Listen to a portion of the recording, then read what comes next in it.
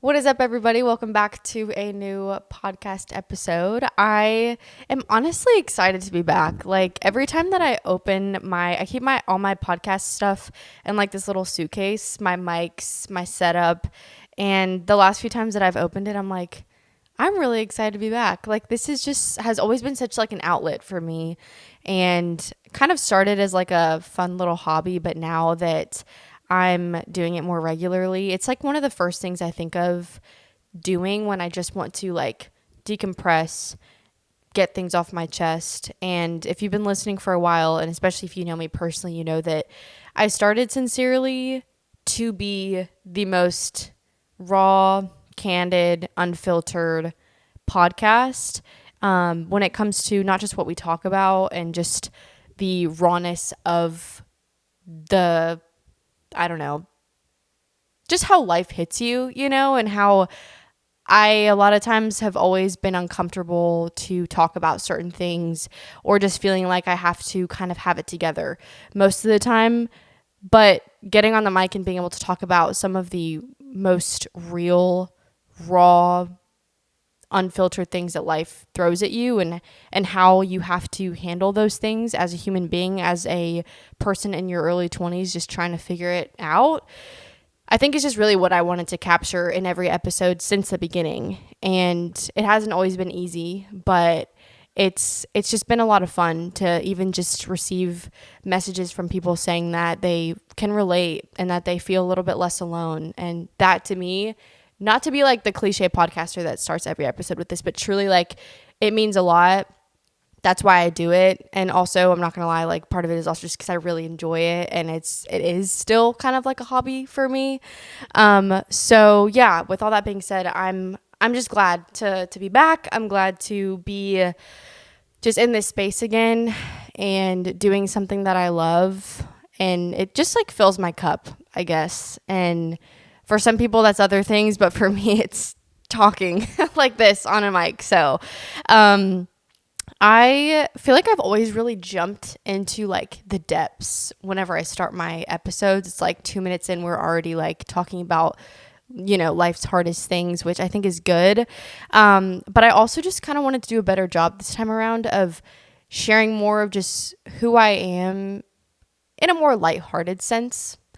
The things that I enjoy, the things that I love, who Michelle is without all the layers, which is, I mean, that kind of makes up who I am. I would say I am a pretty deep and profound person, but I also I like to laugh a lot.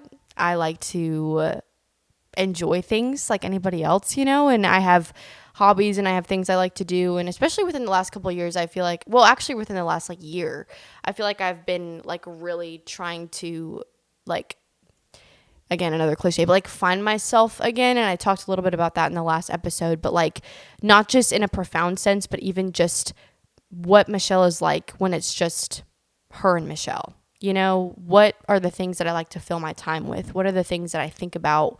Where's my mind reside the most?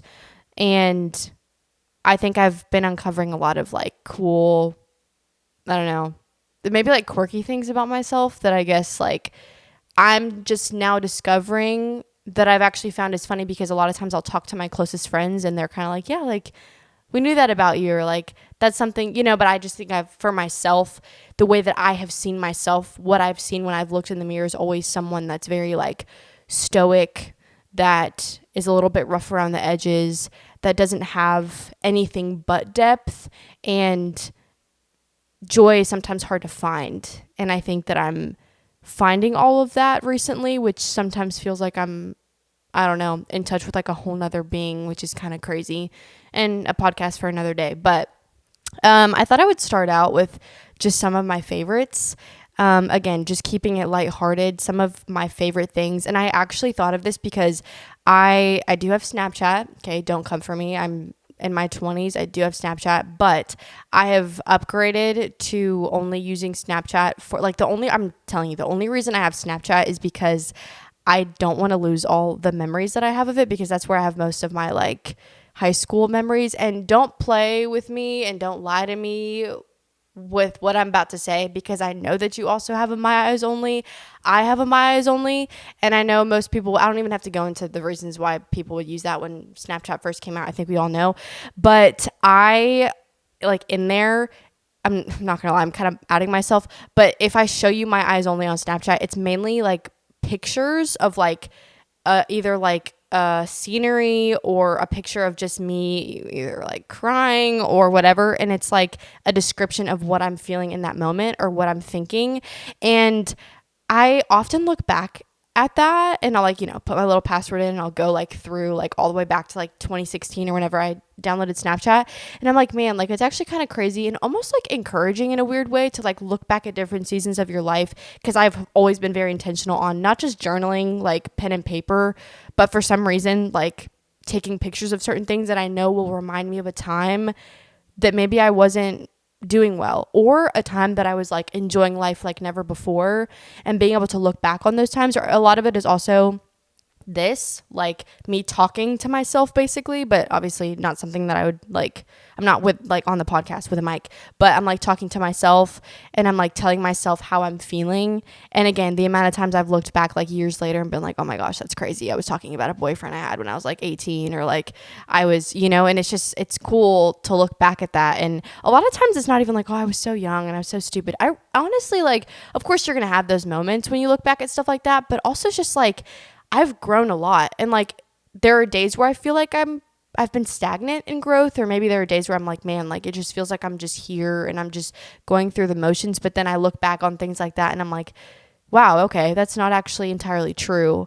And so anyways, that's my long Snapchat tangent. And I guess I'm prefacing with all the reasons why I still have Snapchat. But wait, why did I even bring that up in the first place? Oh, because of like looking back, whatever. Okay. So anyways, I genuinely lost my train of thought. Why was I talking about that? No, actually, why was I talking about that? Well, anyways, I think it'll come back to me. The other thing I was going to say is that I have been trying lately to take myself on like one-on-one. I feel like I'm sounding so cheesy. Like what? It's like the very Pinteresty, like take yourself on like dates like once a week and like do things that make you uncomfortable. Yeah, those are all good things. For me personally, I will not take myself to a restaurant, like a sit down restaurant where this waiter is going to come up to me talking about, hi, how are you doing today, with a bow tie. Like fancy restaurants by yourself, honestly, I think those are some of the people that I have the most respect for. But I'm just not one of them. And call me weak, call me a scaredy cat, whatever you want to call me. I will not do it. You will not catch me at a fancy Italian restaurant by myself. I think that's very admirable. Although I have found that coffee shops are my favorite place. I have always said like it's kind of like my dream to meet someone in a coffee shop. I doubt that's going to happen, but a girl can dream. So I have been doing that more often. Like I usually will go to coffee shops with someone else. Like I'll go meet a friend or, go get brunch with my mom or whatever. But I've been trying to just weekly take myself to a coffee shop on my own and sit. And a lot of times I will have a to-do list. Like I will have 4 or 5 things I need to get done. But then also I've been getting more into reading, and I've been getting a lot more into journaling. I've always been a writer. I've loved journaling my whole life since I literally could write. I have diaries and notebooks and journals galore. It's ridiculous. But I also have just really gotten into creative writing and a little bit of poetry here and there, and reading. Like I said, I have this bingo card for 2026 with a bunch of things on it, and one of them for the next half of the year was read 10 books total. So now I have 5 left, and I'm going to try to finish that out. Also, new favorite drink. If you know me well in person, or I guess personally, you know that coffee is probably one of my top 3 favorite things in life. And you might ask, what are the other 2? I don't know off the top of my head. Of course, friends and family don't come for me, all those things. Yeah. But coffee, I think is genuinely something that if I'm having the worst day ever, and especially if the other person tells me hey, you want to go go to the store with me, whatever, and we'll get coffee on the way. There's never a time I'm going to say no, just because I just, anyway, you get the point. I have always been Actually, I've not always been a latte girl, but I really do like lattes. Like that's kind of my go-to, like especially if it's I've never been to that place before, I'll get a latte. Okay. Recently, I have been into Americanos again. That was kind of my thing in high school. I know that's kind of weird. I was like 17 drinking Americanos, but I got into coffee fairly early cuz my sleep schedule was I would get like approximately 2 hours of sleep a night in high school and honestly college.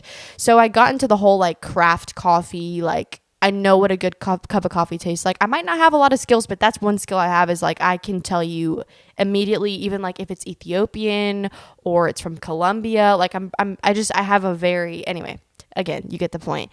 Americanos have been like my thing, specifically decaf because I don't drink caffeinated drinks anymore. But there's just nothing like waking up, no alarm, and going to your favorite coffee shop. And honestly, this is also part of it, but people watching, I think to me is like so interesting. I've always watched people and like I've had many people in my life be like, "Why are you staring?" I'm not like, oh, I have the worst RBF, but I just genuinely love to watch people, and I'm not going to lie, I can be nosy and eavesdrop like as to what they're talking about. Like earlier today I was at the coffee shop and I had two ladies sitting next to me. They were very evidently they were mothers, and one of them like it felt, I mean, I could hear everything she was saying, and she was not super close to me. She's pretty like fired up about it, and she was talking about her 18-year-old daughter. Yes, I was listening. That is about to go to college and has just been giving her like the hardest time ever. She like ran the other lady through some of the arguments they've been having, and I was like, was I like that at 18? Like dang, bro. Like I literally wanted to be like, I'm so sorry. Like I would love to have a conversation with your daughter just to like hear what she's actually thinking, because no way she's that like cruel to you. Or maybe you're just a Karen and you're exaggerating. But anyways, so yeah, that was nice to just go there today and like add that as like a normal thing in my routine. It really like genuinely, I think that's like peak excitement for me is coffee shop, and then added in like a person that I love and spending time with a person that I love. I really have enjoyed being alone lately. But sitting across from someone at a coffee shop having a conversation is always the best route to go. Speaking of being alone, over the last couple years, I again mentioned this too in my last podcast, but I have really been learning how to be alone. Like it's one thing to like be alone and enjoy being alone, or maybe you don't have a choice and you're just someone that is alone a lot because you don't really have people to hang around, or maybe your job is kind of isolating. Maybe you work from home. Maybe you're a mother whose husband is working all the time and you are home alone in the sense that you're home with the kids, but like you just have a lot of time to yourself. I think I, for the longest time, could not stand being by myself. Like I would only be at home if it was time to sleep. And there was never a moment in my house where I was alone with myself and with my thoughts, because I wouldn't even allow that. And now I look back, I think at the time I just called it, I was being productive. I was out and about. I was doing things. The only thing I had time to do when I was home was sleep, because I was always out and, you know, hanging with friends or getting stuff done or whatever. And now I think I learned my lesson. I think that served its purpose, but I think that I have found so much contentment and peace in not just being by myself and not being afraid of that and all that entails and all its implications, but also learning how to actually exist with myself, not just because I have to, not just because I don't have anything else to do, but actually allotting time to spending with myself. And I've actually done this very intentionally recently. I think especially when I've had big events happen in my life, especially the last couple years, I have found myself picking up my phone and like the moment that I get back in my car after having, you know, a doctor's appointment or like meeting with someone, my first immediate like subtle feeling is like, okay, I have to like feel the noise and I have to feel the silence, and like music is just not good enough because that means I'm still going to be alone with my thoughts. So I'll like reach from my phone and I'll like, you know, it's just, I love talking to my friends on the phone. Most of my like really close friends don't live in the same city as I do. So, I love talking to them, and I'm not saying that I would like if that's a distraction for me, because it's a genuine thing that like brings me joy, and it does fill my cup. But I think that after some time, especially when I was like really struggling after a breakup, that was a common thing in my day, was to fill every moment. And even if it wasn't talking on the phone, it was like always have music playing. Either like I can't be inside by myself, because for some reason that just feels really isolating and I don't want to think. So I'm going to watch something, or I'm going to go on a walk, or I'm going to like have a bunch of things planned, which again, I think it's not entirely bad. I think that there is a balance to be had, and I think that that can actually be healthy in some aspects. But over the last, especially couple months, I have intentionally built my days, which I don't think I've ever done to this degree before. I've always used a calendar, but I've never built my days around rest and intentional time with myself. It's always been the other way around. It's that can happen if I have time at the end of the day and if I feel like it. But what comes first is all the things I have to do, whether that's work-wise or even like, filling my time with a bunch of people or whatever, which again, not always bad things. But now I've completely switched that, like 180 that. And I will now plan my days with rest, recuperation, both mentally and physically, for different reasons, which I'll get into first. And like those are my priorities. And I think one, it is because I have endured over the last couple of years probably the hardest times of my life, and I feel like I've reached this like burnout, to say the least, over the last couple months. And literally to the point where like if I don't prioritize like mental rest, emotional and physical rest, and even spiritual rest, like I mentioned in the last podcast episode, what? Okay, Michelle. All right. Podcast episode, if you listened, that I just got to a point where I was feeling alive in the flesh, but dead to myself, and dead in every aspect. Like my heart wasn't beating, but I was still physically present, type of thing.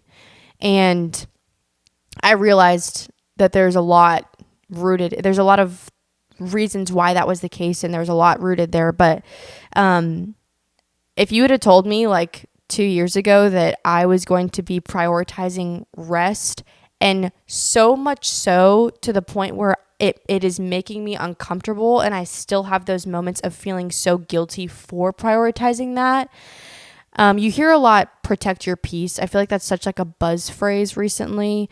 And I would like cringe every time I first started hearing that, because I remember thinking like, what does that even mean? Honestly, I feel like my reaction to that was, in a sense, ignorance, and two, not wanting to confront the fact that I have lived most of my life dead to my actual needs as a human being, not knowing how to exist with myself, because I'm always so wrapped up in the regulation of emotions of other people, emotional regulation of other people, feeling responsible for that, and only seeing myself as valuable as what I can do and how I can perform, and not who I am as Michelle. Everything stripped away, just her heart, just her mind, just who she is, without everything else that I guess paints her to be a productive daughter and a human doing instead of a human being. I didn't know better. Like I genuinely didn't know better. And so obviously a repercussion of that is every time that I would even I remember going on vacations with my family at I'm talking like 15 or 16 years old, literally feeling like I have to do, like, I can't just sit on the beach and like do nothing for 8 hours and then go home and eat and then go to sleep. Like that's the most unproductive thing. So I remember like I would try to like learn new skills. I was on family vacations. Like what I would like, and of course that showed up in different ways, like as a child, but everything I did, like this traces all the way back to like in 4th grade when the whole rainbow loom thing was, and if you don't know what I'm talking about, it's those bracelets that you'd make out of like rubber bands, like colorful rubber bands. That wasn't enough. I couldn't just enjoy it, which I think that's all I ever wanted to do, was just enjoy being an 8-year-old girl. But was I 8 at the time? 8, 9, I guess you're 8, 9 in 4th grade. But no, I had to turn it into a full-blown business. And I know that like a lot of people would sell them. I'm telling you, it was a little bit out of hand. I had a rainbow loom business and I had a duct tape business where, like, you remember when we would make like duct tape, like purses and dresses and all this stuff? Insane. But I remember I would, as a child, on my calendar, would schedule like 3-hour sessions of a time where instead of like watching my favorite show, or instead of like, I remember I would not let myself watch, my favorite show at the time was Jessie on Disney Channel. I would not allow myself to watch my favorite show until I had watched hours of YouTube videos on how to make these super intricate bracelets and designs and whatever to sell them. And I would like sell them on the street. I would go like door by door, knocking on people's doors. Like, I'm telling you, like, I've had this narrative ingrained in me since I was very young. And obviously a lot of that comes from my family of origin, comes a lot from how I was raised, which again, that's another podcast for another day. But I have been slowly undoing that. And it first started with this past year, like I mentioned earlier too, like coming face to face with myself and realizing, like, I feel like I missed out on a lot of my childhood. Grew up very quickly. Eldest daughter things, I guess.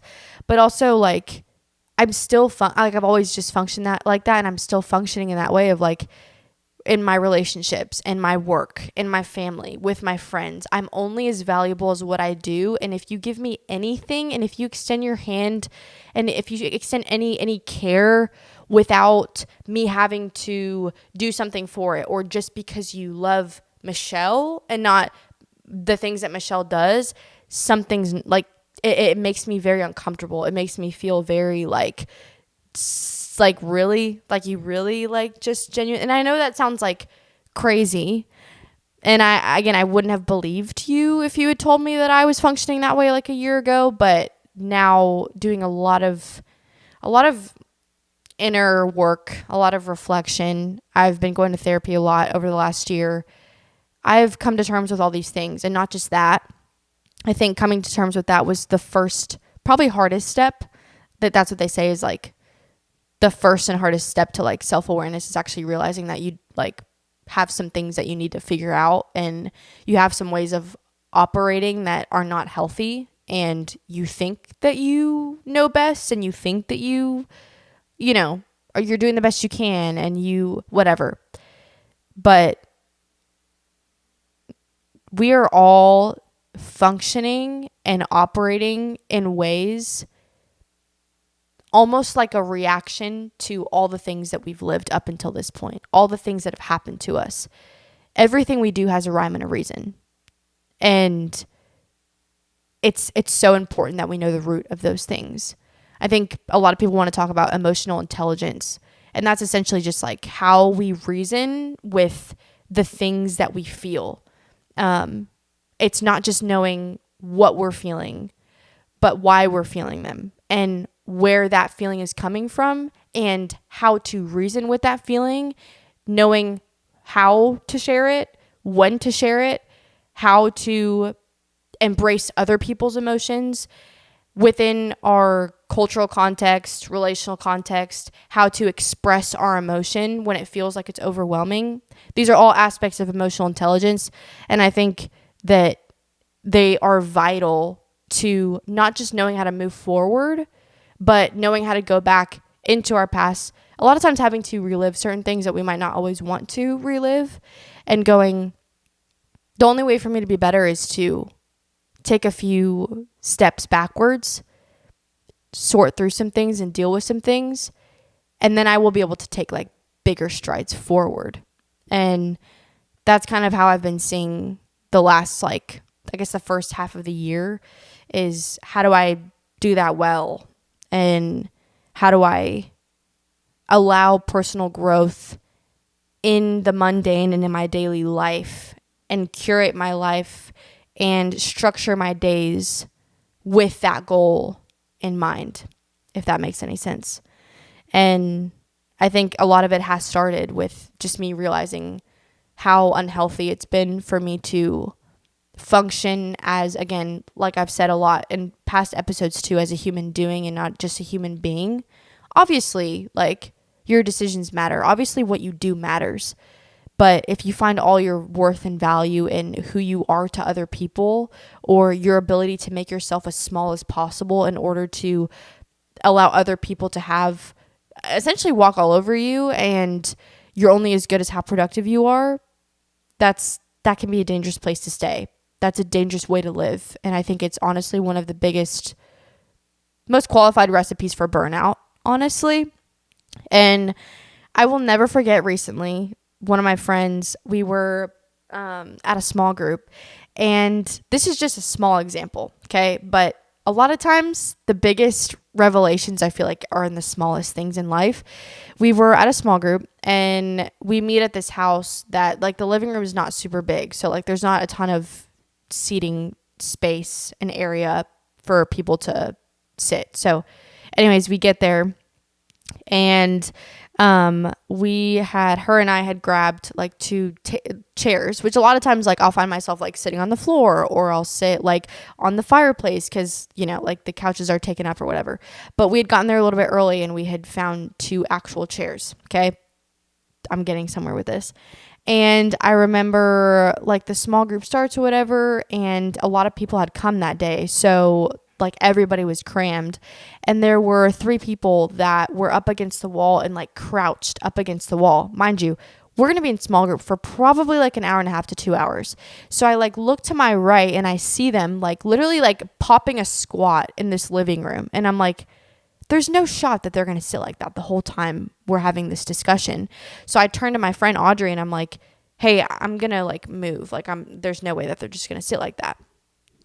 And she, like, looks, and she's like, I mean, like, there's no other, like, places to sit, whatever. And it was funny because I wasn't even realizing, like, the reaction that I was having, but I started to, like, in my head, I'm going, like, that's not fair. Like, I don't want them to have to, like, sit like that. Like I'll just give up my chair. Like, I have to give up my chair. It's literally going to bother me, this whole small group, and I'm not going to be able to pay attention because they're not comfortable. And I remember, like, thinking all this through and just having this moment with myself. And then I look to her, and she's kind of just, like, looking at me and smiling. And all she says is, Michelle, you know, you can exist too. And I was like, okay, first of all, you just clocked me. Second of all, I could have, like, started crying in that moment. Like, I didn't even know how to respond. And honestly, it made me uncomfortable. Like, her comment made me both uncomfortable, but also, like, just sent me, like, into this, like, insane reflective mode for the rest of the night, because it was so simple. Like, you know, in a way, she even had this, like, joking, like, tone to her voice. But someone that knows me well was able to call out, okay, you don't just show this type of behavior in, like, the small things like this situation right now, but this is how you are as a person. Like, it is one thing to be so in tune with the care and need of others. I think that this is kind of a good example of, like, a lot of times weaknesses are just strengths gone way too far. I am able to, like, notice when something's off in someone, or I'm able to, like, kind of know. I've always kind of known too. And again, I think this is for a lot of different reasons: personality, also the way I was raised, being an older sister. Like, I'm just very good at knowing what people need and regulating the room. But that has also cost me a lot, and it's caused a lot of people to take advantage of that. It's also just taught me, I think, from a very young age to make myself, like I mentioned earlier, like, bend and mold to other people's comfortableness comfortableness. I don't think that's a word. And, like, make other people's lives as easy as possible that are closest to me, and not rock the boat, even if it means that I'm internally suffering, but I shut it off. Like, I don't allow myself to actually be like, you know what? That actually makes me uncomfortable. And actually, I don't want to do that. And actually, I feel like hurt and I feel like pain. And it's actually funny too, because I've always been a very like expressive person. I feel like just in the what? Okay. Obviously I haven't been on the mic in a minute because all this stuttering has me messed up, dude. What was I saying? Oh, I've always been like a very expressive person. And I think a lot of people that are close to me would probably be like, yeah, Michelle like tells you exactly how it is straight up. Like you're going to know what she's thinking. I don't know. It's kind of a both and. Like I'm good at suppressing my feelings and emotions and thoughts and feelings, but also like I'll stand up in the middle of the room and tell you that I disagree with you type of thing.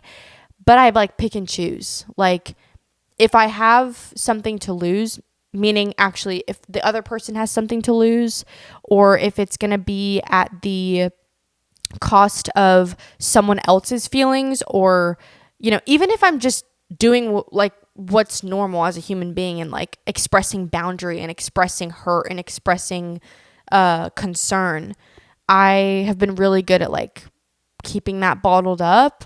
And again, it's cost me a lot. Like it's cost me time staying in relationships I should have probably not even started, honestly. It's cost me a lot of just emotional turmoil. And again, that's also, I've got a lot of podcasts for another day topics all packed into this. But I guess moral of the story is I've been learning how to exist with myself.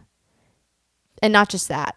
I think in learning how to exist just with myself in the mundane, spending time with Michelle, if you will, I've learned how to then exist in the real world, knowing what it looks like to care and extend needs or extend to the needs of others, but also giving myself a voice and a place and a space to simply exist with boundary, with feelings, with emotions, with a story. And I think all of that has always been there, but I've been really good at shutting it off, and I've been really good at numbing that part of myself. And in a really weird way, it feels like I'm coming alive. And my faith has always been crucial to every aspect and season of my life. But especially in this one, it's been like the anchor to everything, even in the moments of doubt.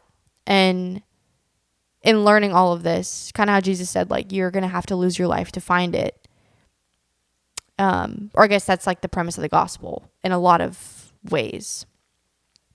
That's what it feels like, is like I'm having to die to certain parts of myself and certain ways of operating that have existed for so long within Michelle that I can sit in shame for as long as I want and be like, well, like I just didn't know better, and I can't, like that cost me so much, and like, you know, I feel like I've been just under chronic emotional relational stress for years, and like, trust me, I've been there and I've done that whole thing, and it has gotten me to many dark places.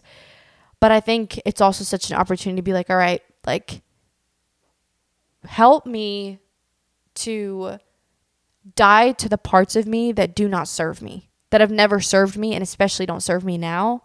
Help me to learn to love the person that you've created and the girl that you've created and the way that she's able to care for others, but she'll even be able to learn how to care even more for others if she learns how to have boundary for herself, and if she learns how to exist wholly, holistically, not in part because she's afraid to show all of who she is because it might make others uncomfortable or fill in the blank.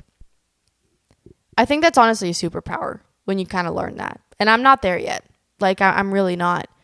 But just in the small steps that I've taken, I've already noted so much change in my life and in my relationships and the way that I relate to others and the way that I express myself to others.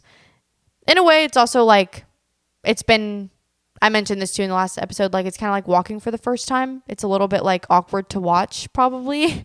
And I feel very like weird and outside of myself a lot of the time because it feels like I'm slowly learning to undo ways of living that have made up who I've been for so long. And those are not things that will completely be gone forever. I think they'll always be parts of me.